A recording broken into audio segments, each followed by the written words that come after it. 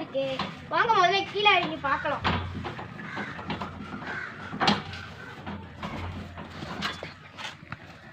ஊரே ரொம்ப புதுசாக இருக்கு. இங்கே ஒரு சாமியார் உட்காந்துக்கிறான், வாங்க கேட்டு பார்க்கலாம்.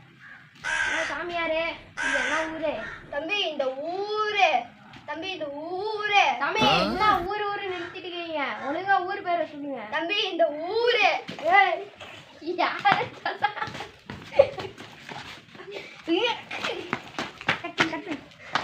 ஊர் பேர் என்னன்னா?